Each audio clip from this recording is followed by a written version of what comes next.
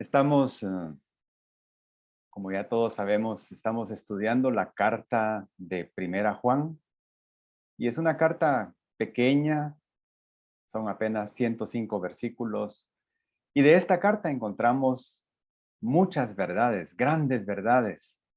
Y Juan las está exponiendo acá a la iglesia que él pastoreó por mucho tiempo, no porque ellos las ignoraran, pero aparentemente estaban olvidándose esas verdades y estaban olvidando la doctrina sana que ellos habían aprendido y estaban dando espacio para enseñanzas extrañas.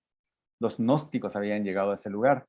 Así que encontramos 18 grandes verdades, 18 verdades fundamentales en esta pequeña carta de Primera Juan.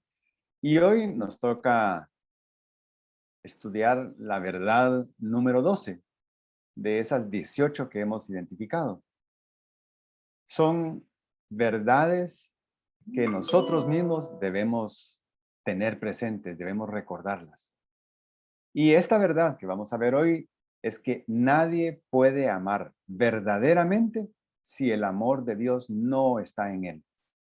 Miren, este tema nos confronta a todos, porque aunque, aunque requiere mucho esfuerzo, sí es posible vivir aparentando ser un salvo, vivir aparentando que uno ya conoce a Dios, vivir aparentando que Dios ya mora en el corazón de uno. Uno puede aparentar eso, pero Juan nos confronta con que la prueba contundente, la prueba real de que Jesucristo mora realmente en mi corazón es que yo sea capaz de amar.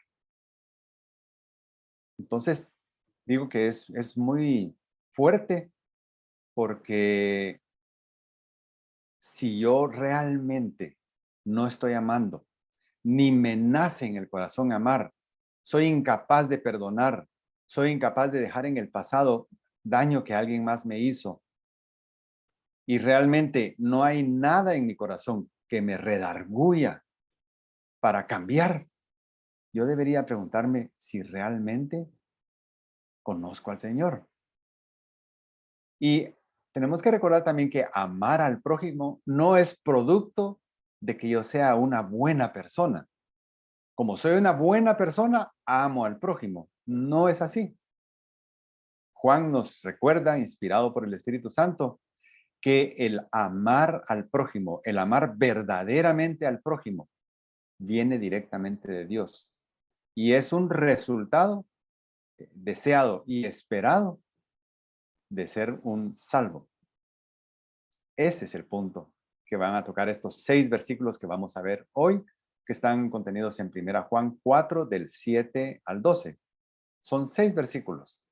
El resto de este capítulo ya no va a tocar Juan el tema de cuál es la evidencia de que yo soy un salvo.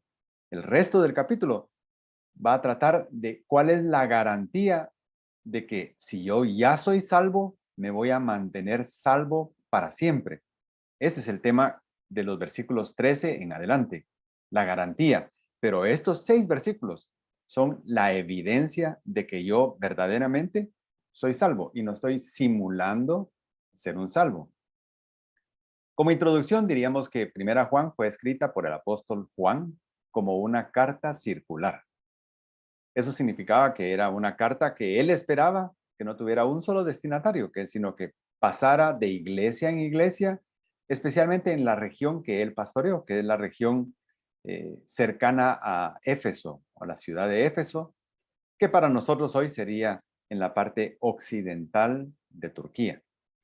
Con ella buscaba frenar el avance del error gnóstico en las iglesias, porque ellos enseñaban que sí era posible amar a Dios y no necesariamente estábamos obligados a amar al prójimo. Ellos separaban nuestra relación con Dios con nuestra práctica diaria. La separaban. Entonces, podíamos amar a Dios según ellos, según los gnósticos, en esa enseñanza errónea que esa iglesia o esas iglesias estaban empezando a aceptar. Amar a Dios sin amar al prójimo. Pero eso contradice la misma esencia del plan de salvación. ¿Por qué? porque Dios envió a su Hijo por amor. Se desprendió de su único Hijo por amor.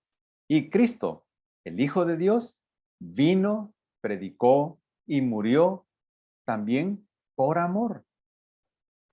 Ahora, todo esto se hizo en favor de una humanidad que, siendo honestos y siendo justos, no lo merecía. No lo merecía.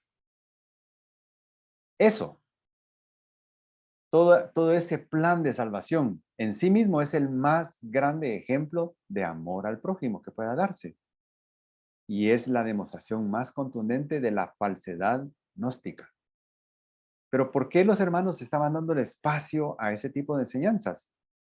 Porque ellos querían novedades. Recuérdense que ellos eran de una región acostumbrada a escuchar cosas novedosas, nuevas filosofías. Entonces, cuando llegaba alguien con algo nuevo, les parecía interesante como para escucharlo. Y muchas veces nosotros hacemos eso. Nos parece ya aburrido, obsoleto, cansado estar oyendo los mismos pasajes de la Biblia. Cuando viene alguien con algo que no está en la Biblia, novedoso, diferente, espectacular, llamativo, ponemos atención, abrimos espacio en nuestras congregaciones, abrimos espacio en nuestro corazón para ese tipo de enseñanza. Eso, el día de hoy, es lo mismo que los hermanos de las iglesias alrededor de Éfeso estaban haciendo con las enseñanzas gnósticas. Así que podemos decir que el tema que Juan está tocando tiene total actualidad. En el fondo, lo que Juan está diciendo es, ya dejen de estar escuchando cosas que no vienen de Dios. Dejen ya de estar tomándolas como que son de Dios, cosas que no vienen de Dios.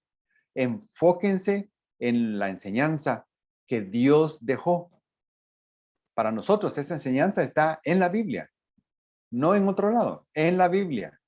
Así que no podemos aceptar que nadie, no importa cómo se quiera llamar, ni qué calidad o qué atributos diga tener, venga y nos enseñe algo que nosotros no podemos encontrar en la Biblia.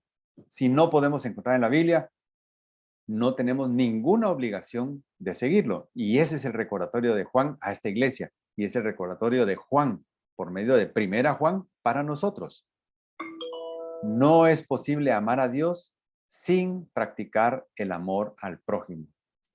Lo que está diciendo Juan es, lo que les están enseñando es falso. Si realmente amas a Dios, vas a amar al prójimo, porque es el resultado natural. Si no amas al prójimo y no te nacen amar al prójimo, probablemente todavía no conoces al Señor. Ese es el tema que vamos a ver hoy. Así que veamos en la base bíblica y antes de leerla yo quisiera que oráramos. Señor, te damos gracias por tu infinito amor. Gracias, Señor, porque tú nos permites estudiar tu palabra y gracias porque por medio de ella nosotros podemos aprender las grandes verdades contenidas ahí. Ayúdanos, Señor, a poder crecer espiritualmente, a poder madurar y a poder permitir que el Espíritu Santo que mora en nosotros dé mucho fruto, no dé apenas fruto, que dé mucho fruto y que podamos ser capaces de perdonar, de amar, de buscar intencionalmente el bien de los demás, no nuestro propio bien. Así como tú hiciste, Señor, al ejecutar el plan de salvación por el que ahora nosotros somos salvos. Gracias, Señor. Te bendecimos y te alabamos en el nombre de Cristo. Amén. Así que la base bíblica es esta. Amados, amémonos unos a otros, porque el amor es de Dios. Todo aquel que ama es nacido de Dios y conoce a Dios. El que no ama no ha conocido a Dios, porque Dios es amor. Fue el amor de Dios para con nosotros, en que Dios envió a su Hijo unigénito al mundo para que vivamos por él. En esto consiste el amor, no en que nosotros hayamos amado a Dios, sino en que Él nos amó a nosotros y envió a su Hijo en propiciación por nuestros pecados. Amados, si Dios nos ha amado así, debemos también nosotros amarnos unos a otros. Nadie ha visto jamás a Dios. Si nos amamos unos a otros, Dios permanece en nosotros y su amor se ha perfeccionado en nosotros. ¿Se dan cuenta? El tema de este pasaje gira alrededor de si eres un hijo de Dios, demuéstralo. Si realmente eres un hijo de Dios, no solo dices que eres un hijo de Dios, si realmente eres un hijo de Dios, lo vas a demostrar ¿cómo? Yendo a la iglesia, diciendo que amas a Dios. No, la forma clara que Cristo enseñó, que Pablo enseñó y que Juan está enseñando en esta carta es si realmente eres de Dios, lo vas a poder demostrar con facilidad amando a tu prójimo. Y de ahí, Juan en estos versículos desarrolla el punto de que el ejemplo más grande de amor y por el que nosotros también tenemos que expresar amor es el plan de salvación. Y ahora Cristo que está morando en nuestro corazón, si yo ya soy salvo, Cristo, su espíritu, da fruto. Y el fruto del espíritu es amor. Así que todo está conectado, todo está conectado. Y veamos cómo desarrolla Juan este tema. Hay un punto muy importante que él menciona aquí y es la propiciación. Así que nos vamos a detener cuando lleguemos a ese momento para entender un poco más qué es la propiciación que hizo el Hijo a favor nuestro para perdonar nuestros pecados. Así que empecemos. En el versículo 7 dice, amados, amémonos unos a otros, porque el amor es de Dios. Ese amémonos es un imperativo. Amémonos unos a otros. No es suficiente con conocer y predicar la verdad, porque muchos se vanaglorian y se ufanan de que conocen y predican la verdad y ahí solo se enseña sana doctrina. Está perfecto, está bien. No hay nada en contra de eso. Pero no es suficiente con tener una sana doctrina. No basta con tener una buena ortodoxia, o sea, el conocimiento de la verdad. No basta con eso. Es indispensable tener también una buena ortopraxis. ¿Qué significa eso? Que además del conocimiento de la verdad, debo tener la práctica de la verdad. Y la única forma de practicar la verdad es amándonos unos a otros. Amándonos unos a otros es la única forma en que podemos practicar la verdad. Veamos en Primera Juan, es en esta misma carta, Primera Juan 4:21. Dice, y este mandamiento tenemos en él, que el que ama a Dios, ame también a su hermano. Y eso lo dijo Jesús, un nuevo mandamiento les doy, que os améis los unos a los otros. Juan lo está recordando, porque era necesario recordarle a esta congregación la doctrina original, la doctrina que venía de Cristo y que los demás apóstoles predicaron y enseñaron. Y este mandamiento tenemos de él.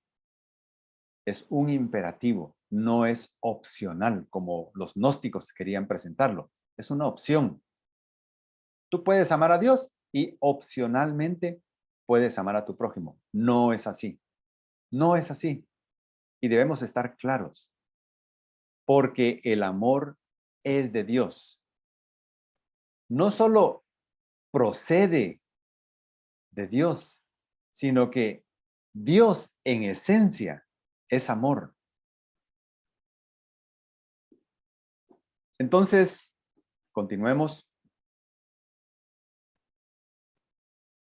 Continúa el versículo 7. Todo aquel que ama es nacido de Dios y conoce a Dios. Todo aquel que ama, o sea, con la evidencia del amor, sabemos lo que ocurrió ya adentro de él. Todo aquel que ama es nacido de Dios y conoce a Dios. Amar al prójimo es la mejor evidencia de salvación. Nos guste o no nos guste, la mejor evidencia de que yo realmente soy salvo o la evidencia de que yo puede ser que no sea salvo es si amo o si no amo. Primera Juan, en esta carta también dice Juan en el 3:14, sabemos que hemos pasado de muerte a vida porque amamos. Si alguien pregunta, hermano, pero ¿cómo puedo saber si yo realmente ya soy salvo o tal vez no lo soy? Porque esa duda existe en muchas personas a veces. ¿Cómo puedo saber si yo realmente ya soy salvo, hermano? ¿Cómo cree usted? ¿Cómo piensa? Pues aquí nos lo dice, nos da la respuesta Juan. Sabemos que hemos pasado de muerte a vida, o sea, sabemos que ya somos salvos, que ya no tenemos muerte eterna, sino tenemos vida eterna. Lo sabemos, ¿por qué? Porque amamos. Entonces la pregunta es, ¿amas? ¿Amas como Cristo amó? ¿Amas en forma incondicional? ¿Amas a pesar de? ¿Amas sin esperar nada a cambio? Entonces, ahí está tu respuesta. Eres del Señor, has pasado de muerte a vida. Es nacido de Dios y conoce a Dios. Nacer de Dios es ser salvo y por lo tanto es tener a Cristo. Y al renacer o al nacer de nuevo en Cristo, todo cambia. Ahora somos de Él. Y conocer a Dios, de lo que está hablando aquí Juan, conocer a Dios es vivir la experiencia de una vida de amor.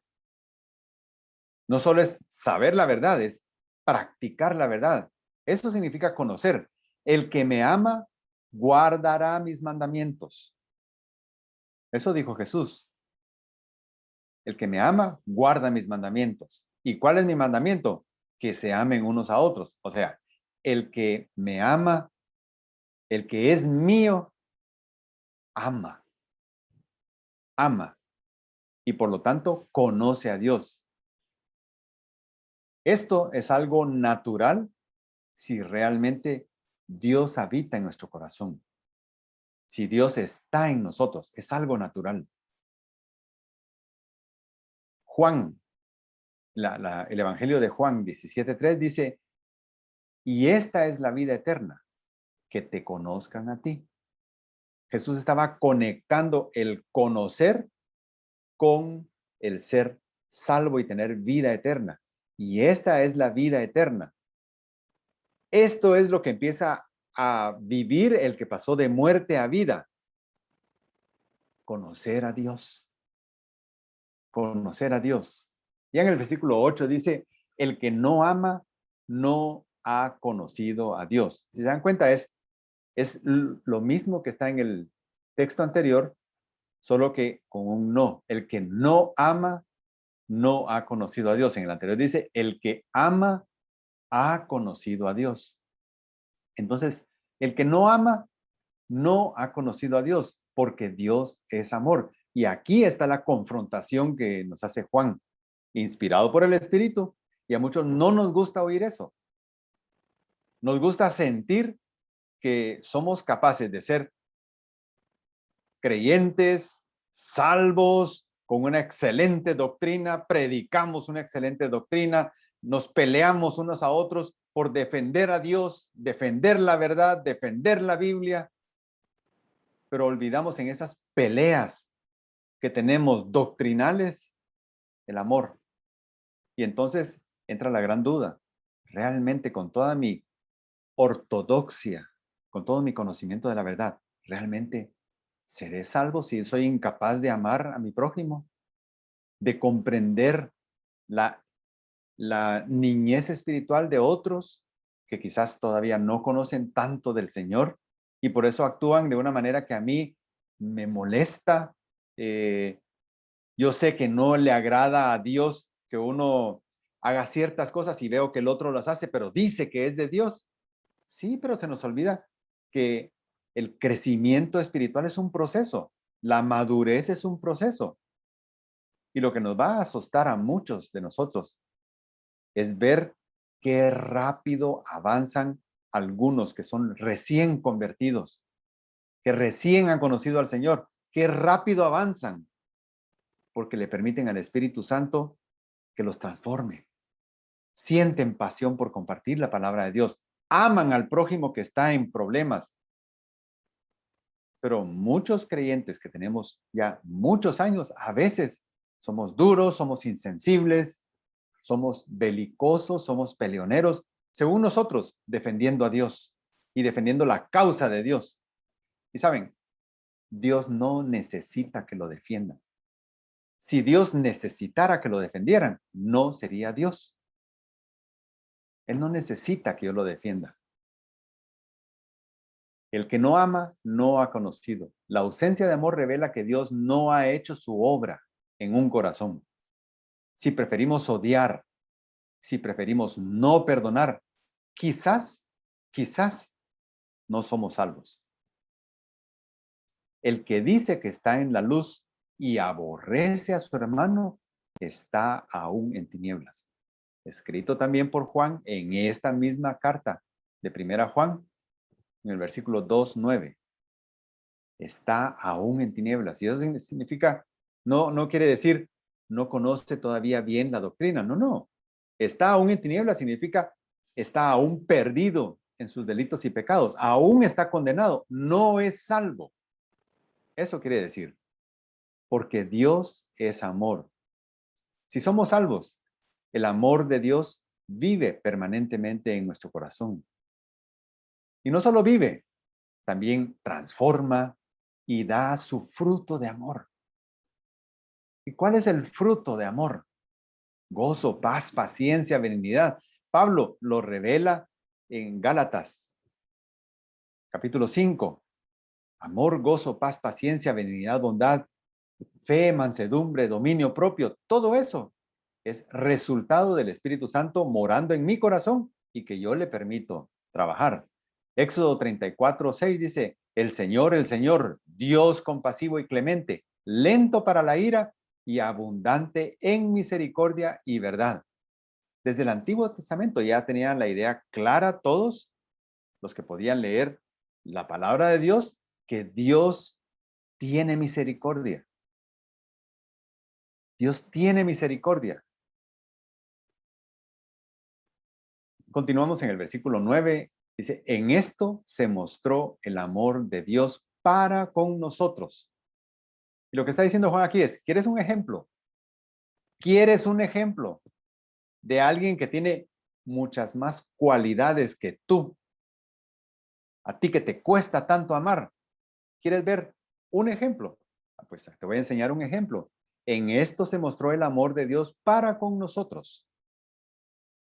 Y aunque Dios ama, no solo creó, sino ama, cuida y sustenta a toda su creación, desde más pequeño de los animalitos, plantas, universo, todo lo cuida, lo sustenta. Dios hizo por los seres humanos un acto diferente, un acto supremo de amor. No solo el cuidado cotidiano, sino hizo algo extraordinario por el ser humano.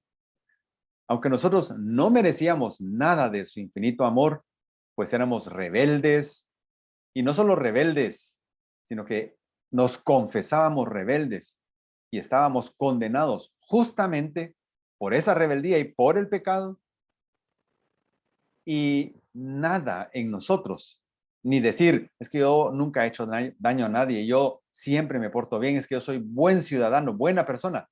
Nada nos calificaba para recibir ese inmenso favor de Dios. Y aún así, sin tener las calificaciones, las cualidades y sin merecerlo, Dios decidió actuar con amor y con misericordia por el ser humano. Romanos 5:8 lo dice claramente, Pablo. Pero Dios demuestra su amor para con nosotros en que siendo aún pecadores, Cristo murió por nosotros. Miren qué maravilloso. Dios no esperó a que estuviéramos ya bien portados para amarnos y perdonarnos y morir por nosotros y hacer ese acto de amor. No esperó que estuviéramos ya bien, así mal como estábamos, así triste nuestra situación. Dios tomó la iniciativa. Dios tomó la iniciativa. Dios envió, dice el resto del versículo 9, en que Dios envió a su Hijo unigénito al mundo para que vivamos por Él. Y ese envío de parte de Dios fue por amor. ¿Y a quién envió? A su Hijo unigénito. Y se enfatiza unigénito, porque Dios no tiene, a la manera de Cristo, solo tiene uno, Cristo. Nosotros somos hijos de Dios por adopción, pero Él es el unigénito Hijo de Dios.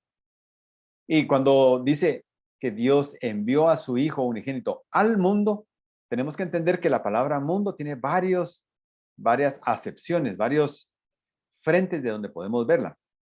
Mundo, podemos hablar de la creación, el universo, el planeta, los árboles, los animales, el paisaje.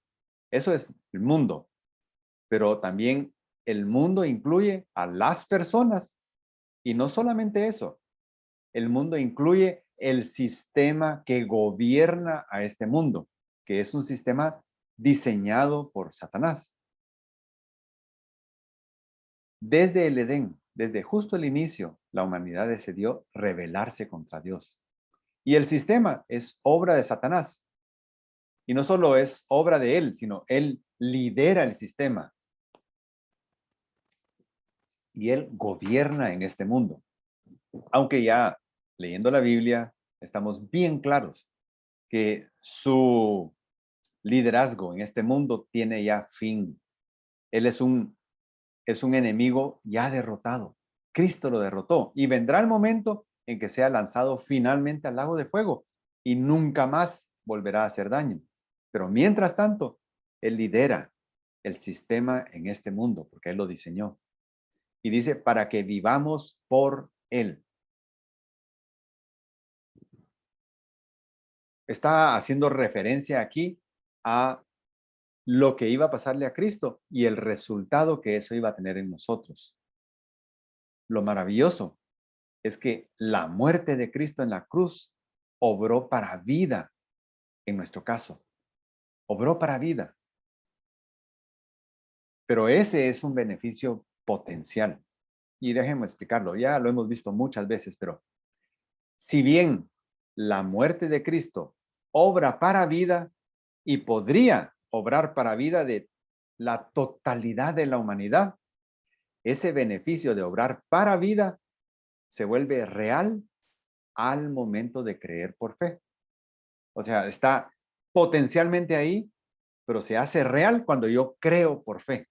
Mientras yo decida no creer por fe, ese beneficio se queda como un beneficio potencial, pero no se hace real en mi vida.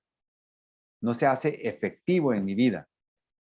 Juan 3:16 dice claramente, porque de tal manera amó Dios al mundo que dio a su Hijo unigénito, para que todo aquel que cree en Él, y esa es la condición, no se pierda, sino que tenga vida eterna. Quiere decir que es una salvación que requiere de un acto de nuestra parte. Creer por fe. Y eso es todo. No es un requisito económico, no son obras, no son limosnas, no es hacer el bien para ser salvo. Todo eso está bien. Ayudar a otros, ofrendar, hacer buenas obras, está bien, está excelente, pero no buscando con ello ganarme la salvación, sino como resultado de ya ser salvo. Ese es el orden correcto. Primero crees por fe y luego ya el Espíritu Santo morando en tu corazón da fruto, da fruto. En esto consiste el amor. Y aquí no solo nos puso ya Juan el ejemplo más grande de amor, que es Dios enviando a su Hijo para que nosotros que estábamos muertos tuviéramos la oportunidad de vivir eternamente salvos, sino que ahora Juan se adentra en otro punto importante. ¿Qué es entonces el amor? ¿Cómo definimos el amor? ¿En qué consiste ese amor? ¿Cómo podemos desmenuzar un poco más ese amor? Y dice, en esto consiste el amor, no en que nosotros hayamos amado a Dios. Y aquí toca el punto importante. En primer lugar, estamos hablando de un amor ágape. Y eso ya lo hemos visto en otras ocasiones, como por ejemplo en 1 Corintios capítulo 13. Hay varios tipos, hay varias palabras en el idioma original que es griego, que al traducirse al español se han traducido como amor. Pero ágape es el más sublime y excelso de esas palabras, de esas expresiones. Porque hay eros, que es un amor pasional, erótico, sensual. Hay fileo, que es un amor de compañerismo, de amistad. Hay un amor entre padres e hijos, entre hijos y padres. Pero ágape es el tipo de amor que viene de Dios.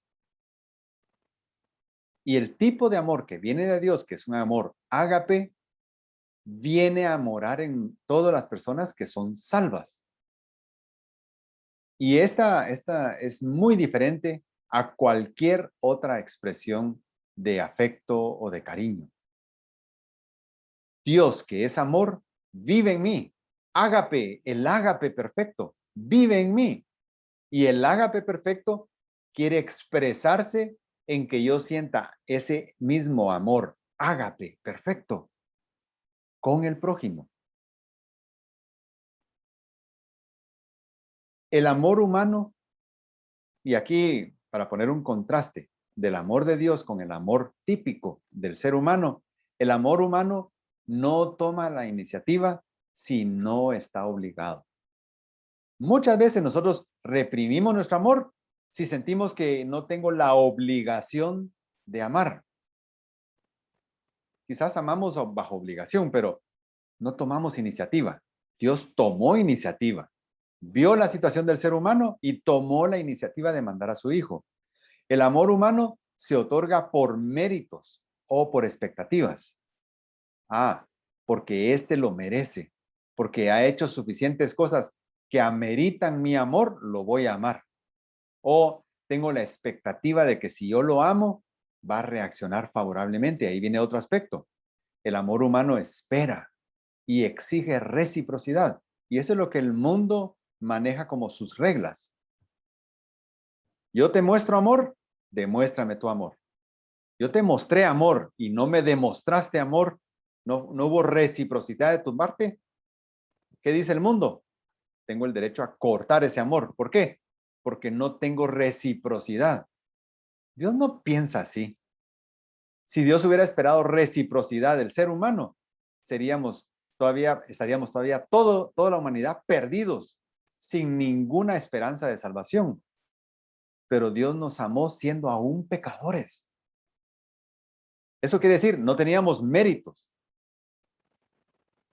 Y aún así, Dios nos ama. ¿Por qué?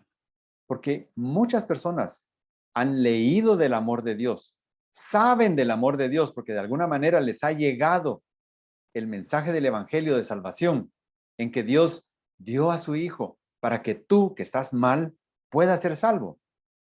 Sin embargo, su reacción es, no me interesa, no me interesa, no quiero saber nada de eso, no quiero tener nada que ver con eso.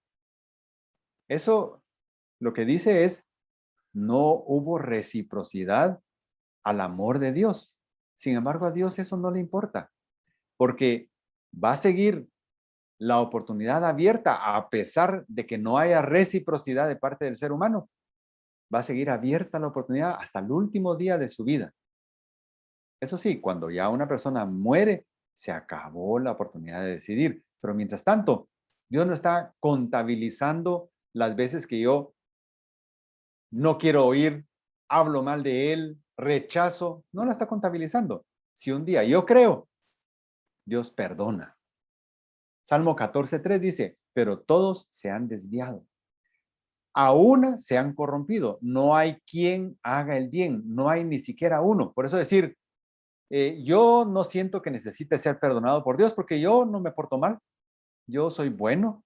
Yo hago solo cosas buenas. Estamos demostrando una terrible ignorancia acerca de la forma en que Dios ve el pecado. Para Dios no es pecado solamente matar a alguien, asesinar a alguien, robar 1,000,000, porque estoy en una posición de poder en que puedo hacerlo. Robar 1,000,000, eso sí es pecado. Matar a alguien, eso sí es pecado. Pero decir una mentira, pues, eso sí pasa. Así piensan muchos. Pero mire, yo lo que robé fueron 50 quetzales. ¿Qué es eso comparado con 1,000,000? Esos sí son ladrones. Yo, pues, tenía necesidad. Por eso lo hice. Esa es la forma en que racionaliza el ser humano. Para Dios, pecado es pecado. Pecado es pecado, no importa el tamaño. Es pecado. Todos se han desviado. A una sola se han corrompido. No hay quien haga el bien. No hay ni siquiera uno. Nadie se escapa. Así que nadie puede excusarse delante de Dios de no necesitar de la salvación que le está ofreciendo. Porque lo que estamos es tristemente engañados de creernos tan buenos que no necesitamos la salvación de Dios. En esto consiste el amor, no en que nosotros hayamos amado a Dios, sino en que Él nos amó a nosotros y envió a su Hijo. Ese es el amor ágape. No exige nada. No espera que yo ya esté preparado para darme el amor. No espera que yo ya haya cambiado para amarme. Él nos amó a nosotros y envió a su Hijo. Y no fuimos nosotros los que tomamos la iniciativa. No es el ser humano el que busca a Dios. Dios buscó ya al ser humano. El amor ágape de Dios toma la iniciativa sin estar obligado. El amor ágape de Dios no se otorga basado en méritos. El amor ágape de Dios no espera ni pide reciprocidad. Pero Dios demuestra su amor para con nosotros en que siendo aún pecadores, sucios, manchados, Cristo murió por nosotros. Cristo murió por nosotros. El que nos ama y nos libertó de nuestros pecados. ¿Se dan cuenta del orden? No es que primero nos haya libertado y limpiado de nuestros pecados para después amarnos. Nos amó sucios, sucios de pecado. Nos amó. Y por supuesto, después viene la limpieza. Pero primero es el amor y después la limpieza. Es totalmente lo opuesto a lo que piensa el sistema de este mundo. Y eso es lo que nosotros deberemos aprender. Eso es lo que Juan nos está invitando a recordar y practicar. Dios envió a su Hijo. Sabía que la única solución posible era mediante su Hijo. No había otra forma de que la humanidad pudiera tener la oportunidad de salvación, sino era enviando a su Hijo. Así que tomó una decisión sumamente difícil, que seguramente nosotros jamás tomaríamos. Mandar a su único hijo a morir por gente malvada, por gente pecadora, sucia de pecado. mandar a su hijo a morir por ellos. Ese es el acto supremo de amor. Y dice, en propiciación por nuestros pecados. Y la palabra propiciación o propiciatorio es una palabra que en nuestro idioma casi no usamos o prácticamente no usamos. Solo la vemos si leemos la Biblia. Y normalmente la encontramos más frecuentemente en el Antiguo Testamento y en el Nuevo Testamento como una de las operaciones que hace el Espíritu Santo en el creyente, como parte del plan de salvación. Pero en el Antiguo Testamento, Dios instituyó que una vez al año se celebrara una fiesta solemne. Era el día de expiación. Y saben, para ese día, todo israelita debía prepararse. ¿Y cómo se preparaba para ese día de expiación? Ayunando. ¿Saben qué es lo interesante? Es el único ayuno que encuentra base bíblica en el Antiguo Testamento. No hay base bíblica para un ayuno obligado o un ayuno por ley o un ayuno mandado por Dios. Nosotros tenemos la decisión y la opción de ayunar si deseamos hacerlo. Pero este ayuno de una vez al año, un día en el año, era el único ayuno requerido por Dios. Pero, ¿cuál era la razón de que todo el pueblo ayunara? Y es que el lugar santísimo, que era el lugar más escondido dentro del tabernáculo o dentro del templo ya posteriormente, ahí estaba el arca y ahí habitaba la gloria de Dios. Era algo visible, un tabernáculo hecho por los seres humanos, bajo dirección de Dios, pero hecho por seres humanos. Ahora, las cosas son diferentes en esta época, en la era de la iglesia. Ahora, yo soy el tabernáculo, donde mora en el lugar santísimo de mi persona, mora el Espíritu Santo. Mora el Espíritu de Dios. Mora Dios. Pero en ese entonces, moraba en el lugar santísimo, ahí estaba el arca, y entonces, una vez al año, una sola persona, el sumo sacerdote, entraba a ese lugar. Y él llevaba la sangre de un sacrificio muy especial. Nadie más que el sumo sacerdote podía entrar a ese lugar y solo lo podía hacer una vez al año. Y él derramaba la sangre que llevaba en el propiciatorio. Propiciatorio era una especie de bandeja que estaba en la parte de arriba del arca. El arca que también fue diseñada y construida por instrucciones de Dios. Pero él derramaba la sangre arriba del arca y quedaba limitada por las orillas del propiciatorio, de tal manera que se cubría, el propiciatorio se cubría con sangre. Pero, ¿cuál era el propósito de llevar esa sangre al propiciatorio y llenar el propiciatorio con sangre? Era perdonar pecados. Con ese acto, el pueblo de Israel era perdonado de sus pecados por un año. Al año siguiente volvía a llegar la fecha del día de expiación, volvía a hacerse el ayuno previo a la entrada del sumo sacerdote, se volvía a hacer el sacrificio, se volvía a llenar el propiciatorio y el pueblo tenía perdonados sus pecados por un año más. Una vez por año, una vez por año. Levítico 16, 30 y 34 dice, porque en este día se hará expiación por ustedes para que sean limpios. Serán limpios de todos sus pecados delante del Señor, una vez cada año. Tal como el Señor lo ordenó a Moisés, así lo hizo. Ese es el acto de propiciación diseñado por Dios y que estaba válido en el Antiguo Testamento. Recordemos, Mateo, Marcos, Lucas y Juan, en ellos todavía está vigente la ley. Entonces podríamos decir que Cristo predicó, nació, predicó y murió todavía en el marco de la ley.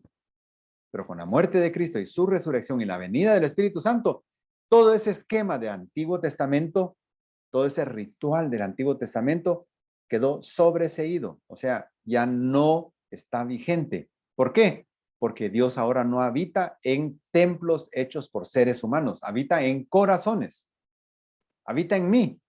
Y yo he tomado el rol del sumo sacerdote, por lo tanto yo puedo entrar.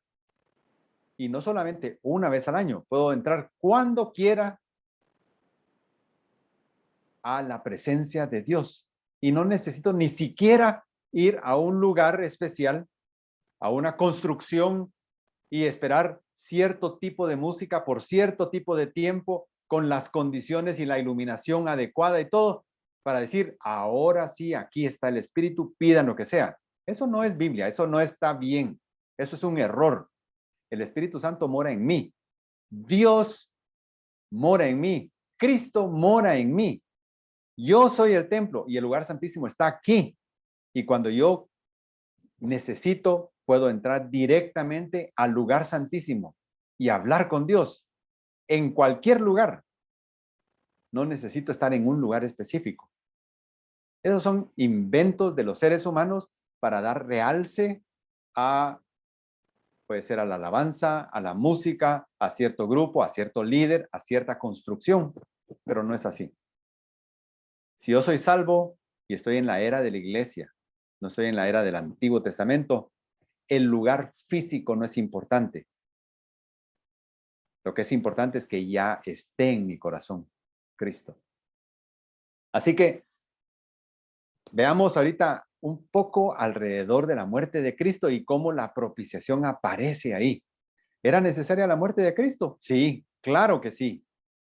Ahora, ¿por qué era necesaria la muerte de Cristo? Porque estábamos sentenciados a muerte eterna. No teníamos salvación. Éramos enemigos de Dios y estábamos peleados con Él y muchos siguen peleados con Él. Éramos esclavos del pecado y la muerte. Así que la muerte y el pecado tenían dominio sobre nosotros. Estábamos sin esperanza de perdón, muertos en delitos y pecados y sin esperanza de nada. Esa era nuestra condición. Ahora, su muerte fue el acto supremo de amor. ¿Por qué? Porque aunque estábamos sentenciados a muerte, por amor nos sustituyó. Estábamos sentenciados a muerte eterna. Por amor, Él tomó nuestro lugar. Nos quitó de ahí y Él se puso en nuestro lugar y murió y sufrió lo que a mí me tocaría vivir y sufrir. Primera Pedro 3:18 dice, porque Cristo murió por los pecados una vez por todas, el justo por los injustos, a fin de llevarlos a ustedes a Dios. Él sufrió la muerte en su cuerpo. Y Pablo dice en 2 Corintios 5:21, al que no cometió pecado alguno, por nosotros Dios lo trajo como pecador. Dios lo trató como pecador para que en él recibiéramos la justicia de Dios. Eso es amor ágape de parte de Dios. Sustituirnos a nosotros, tomar nuestro lugar. Es un acto de amor supremo, el amor ágape de Dios, porque éramos enemigos de Dios, pero por amor nos reconcilió con Dios. Estábamos peleando por decisión nuestra con Dios, pero por amor Dios nos reconcilió consigo mismo a través de su Hijo. Por amor. Romanos 5:10 dice, porque si cuando éramos enemigos de Dios fuimos reconciliados con Él mediante la muerte de su Hijo, con cuánta más razón, habiendo sido reconciliados, seremos salvados por su vida. Y en Colosenses 1:20, estoy usando aquí la Nueva Versión Internacional porque tiene una redacción bonita para poder entender bien. Haciendo la paz mediante la sangre que derramó en la cruz. reconciliación. Es otro de los grandes efectos de la muerte de Cristo. Y también es un acto de amor, ágape, porque éramos esclavos del pecado y la muerte, pero por amor pagó el rescate por nuestra libertad. Él lo pagó. Ya no somos esclavos del pecado, ya no somos esclavos de la muerte, somos libres en Cristo. Y 1 Pedro 1, 18, 19 dice, como bien saben, ustedes fueron rescatados de la vida absurda que heredaron de sus antepasados. El precio de su rescate no se pagó con cosas perecederas como el oro o la plata, sino con la preciosa sangre de Cristo, como de un cordero sin mancha y sin defecto. Su sacrificio en la cruz pagó el precio infinito que yo no podía pagar por mi rescate. Y ahora soy libre en él.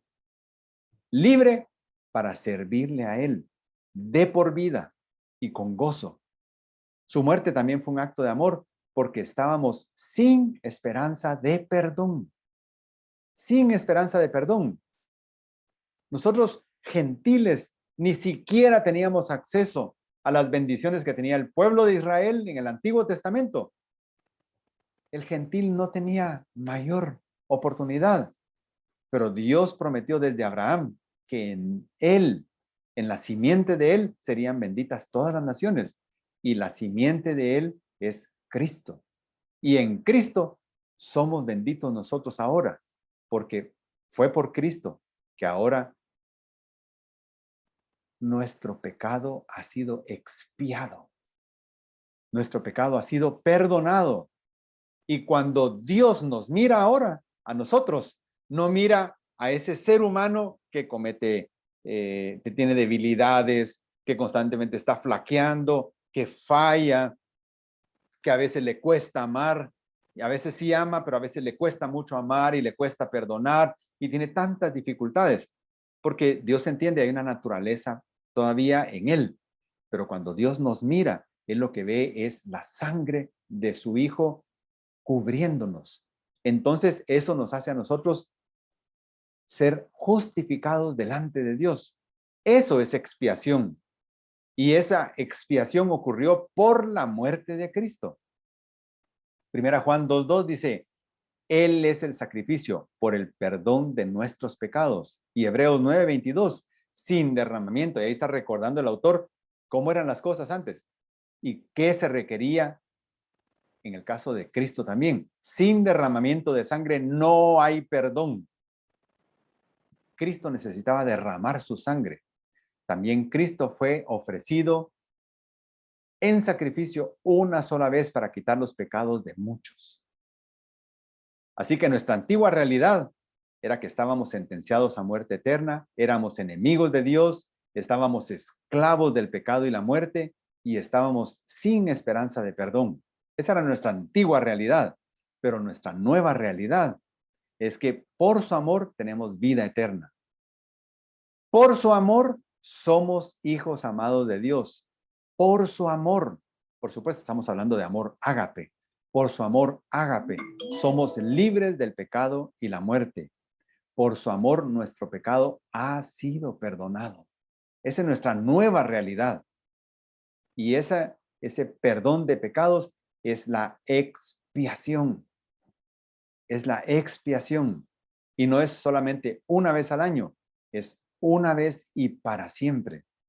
Así que, amados, si Dios nos ha amado así, debemos también nosotros amarnos unos a otros. Y esta expresión deberíamos entender todo el tamaño de esa expresión. Si Dios nos ha amado así, es como que Juan estuviera diciendo, ¿se dan cuenta de qué tamaño es el amor de Dios? ¿Se dan cuenta de lo que Dios sacrificó a favor nuestro? ¿Se dan cuenta que lo hizo sin que nosotros lo mereciéramos? ¿Se dan cuenta que nos sigue amando a pesar de todo? ¿Se dan cuenta? Si se dan cuenta de eso, mis amados hermanos, también nosotros debemos amarnos unos a otros. No es opcional. ¿Cómo justificarnos delante de Dios el no poder amarnos? Díganme ustedes, pónganse a pensar, ¿cómo podríamos nosotros justificar delante de Dios el que no podamos o no querramos amar al prójimo? ¿Cómo lo podemos justificar? Viendo lo que Cristo hizo a favor nuestro. ¿Qué excusa podría ser tan grande o superior a lo que Dios sacrificó para salvarnos? ¿Qué excusa? Ninguna, absolutamente ninguna excusa podríamos dar. Entonces, nadie ha visto jamás a Dios. Si nos amamos unos a otros, Dios permanece en nosotros. Sabemos que nadie ha visto a Dios, porque Dios es espíritu, pero podemos sentirlo a través de la práctica de su amor. Si nos amamos, Dios permanece en nosotros. Lo único que explicaría la ausencia total de amor y de perdón, lo único que explicaría por qué nada nos redarguye cuando no amamos y no perdonamos, sería porque Dios aún no habita en nuestro corazón. Y es lamentable. Uno puede simular, puede actuar toda la vida como que fuera uno un salvo sin serlo. Porque engañar a todos los que nos rodean no es tan complicado ni es tan difícil. Engañar a Dios es imposible. Pero sería la única explicación por la que nosotros no amemos y nada en nuestro corazón nos redarguye, es que Cristo todavía no habita en nuestro corazón. Esa sería la única explicación por la que no nos nazca amar. Sin embargo, ustedes no están en la carne, sino en el Espíritu. Si en verdad el Espíritu de Dios habita en ustedes. Pero si alguien no tiene el Espíritu de Cristo, el tal, o sea, esa persona, no es de él. Pablo no se andaba con rodeos, se fue al hueso de una vez. Si el Espíritu de Cristo no está en alguien, ese alguien no es de Dios. Y su amor se ha perfeccionado en nosotros. Y aquí es interesante, yo siempre los invito a ser observadores. Su amor se ha perfeccionado en nosotros. Entonces la pregunta podría ser, entonces era imperfecto hasta que viene con nosotros ese amor. No. Tenemos que entender la perspectiva. No se puede perfeccionar algo que ya es perfecto, pero este perfeccionado acá tiene el sentido de hacerse efectivo o hacerse eficaz en mí. Ese es lo mismo que con la gracia. La gracia es perfecta. La salvación es perfecta en sí misma. El plan de salvación es perfecto en sí mismo, pero se hace efectivo en un ser humano al momento de creer. Se hace perfecto en un ser humano al momento de creer, la gracia. Lo mismo ocurre con el amor. Se hace perfecto al momento de practicarse. El amor de Dios se perfecciona cuando se reproduce y cuando actúa. Cuando nos conduce a amarlo a Él y a amar al prójimo. Es estático porque permanece en nosotros y dinámico porque actúa en nosotros. Y esto es progresivo, pero inevitable para el verdadero salvo. Progresivo, ¿por qué? Porque va creciendo, va avanzando, pero es inevitable en el que es verdaderamente salvo, porque el amor de Dios, si ya mora en mí, dará fruto. Sí o sí, dará fruto. Primera Juan 2:5 dice, pero el que guarda su palabra, eso significa la practica y vive de acuerdo a ella, el que guarda su palabra, en él verdaderamente se ha perfeccionado el amor de Dios. Y en esto sabemos que estamos en él. Guardar la palabra de Dios, practicar, vivir de acuerdo a lo que él mandó, es perfección. Ahí es donde se perfecciona. Para poder entender el verdadero sentido de este, se ha perfeccionado. Así que, ¿qué podemos concluir? La salvación produce en el ser humano un nuevo nacimiento en Cristo. Y este nuevo nacimiento produce necesariamente una transformación. Esa transformación es un proceso que ocurre en forma individual y gradual. La forma en que progresa esa transformación en mí es diferente a la de cualquier otra persona. Y la magnitud de esa transformación indica el nivel de madurez espiritual. No todos están en el mismo grado de madurez espiritual. Y la cara visible de esa transformación es un verdadero amor al prójimo. Ese verdadero amor es fruto del Espíritu Santo e incluye, entre otros, gozo, integridad, paciencia, perdón, bondad, desinteresada y dominio propio. Todo eso incluye el verdadero amor. Si por el contrario, no perdono, no tengo paciencia, exijo reciprocidad, dosifico el amor mientras guardo las apariencias con los demás, yo debería preguntarme, ¿soy verdaderamente salvo o solamente estoy simulando que lo soy? Eso debería preguntarme. Hermanos, si somos de Cristo y lo sabemos, el mandamiento es amémonos unos a otros. Oremos. Señor, gracias por estos 6 versículos que nos recuerdan que la evidencia de que somos salvos está en el amor al prójimo. Ayúdanos a practicarlo, Señor, y a ser sensibles a la necesidad de los demás, a poder crecer en tu amor. Gracias porque tú lo hiciste un día por nosotros sin que nosotros lo mereciéramos. Y gracias a eso ahora somos salvos, Señor. Te bendecimos y te alabamos y oramos en el nombre de Cristo Jesús. Amén.